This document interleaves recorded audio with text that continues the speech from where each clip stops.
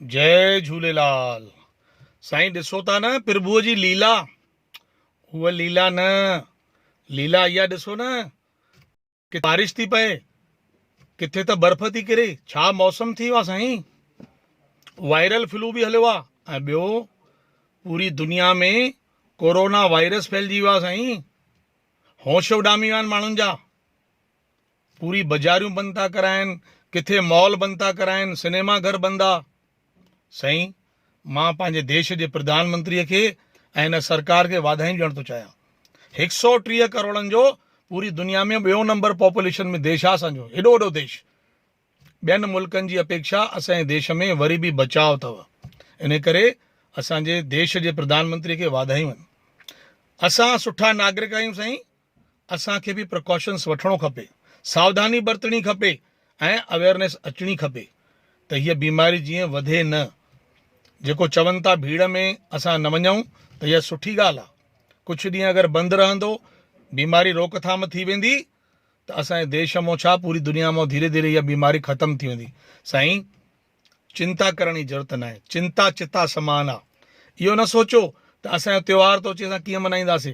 साईं झूलण साईं कंदो, सभु कुझु बढ़िया थी रहंदो। वाह वाह रे रंगी तुंहिंजा रंग, अलाए जे छा में राजी आहे, अलाए जे कंहिंसां राजी आहे। साईं चिंता न कयो, तमामु सुठो थींदो।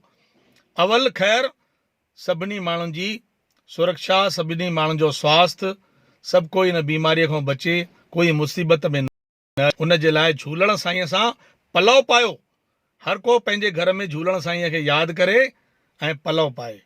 मां तव्हां सभिनी भाउरनि खे इहो चवण थो चाहियां त ॾिसो असांजा भाउर दुबई में बि आहिनि, चीन में बि आहिनि, स्पेन में बि आहिनि, अमेरिका में आहिनि, लंडन में आहिनि, यानी पूरी दुनिया में असांजा सिंधी भाउर आहिनि।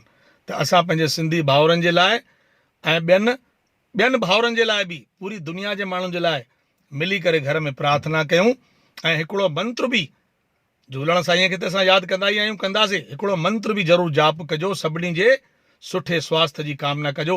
ओम त्र्यंबकम यजामहि सुगंधिम पुष्टिवर्धनम उर्वारुकमिव वंदनाय मृत्योर्मोक्षि अमामृताय। ओम त्र्यंबकम।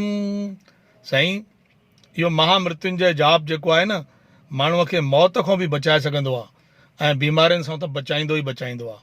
ऐं असांजे सिंधी समाज जो हिकिड़ो तमामु सुहिणो गानो अथव, सिंध खां वठी इतिहास ॻाईंदा आहिनि घर में। इहो गानो जब गीत असांजी माताऊं भेनरियूं ॻाईंदियूं आहिनि त सॼियूं बीमारियूं हीअं हवा थी वेंदियूं आहिनि। कहिड़ो गीत? ठार माता ठार पंहिंजे बचड़नि खे ठार, ठार माता ठार पंहिंजे बचड़नि खे ठार, माता अॻे बि ठारियो अथई हाणे बि ठार, हे देवी तूं सभिनी खे ठार, हे लिंगू लंगू बचा पवंदम पार, ठार माता ठार पंहिंजे बचड़नि खे ठार। जय झूलेलाल साईं। सिंधी ॻाल्हाईंदा रहिजो, चिंता न कजो, चिंतन कजो। झूलेलाल।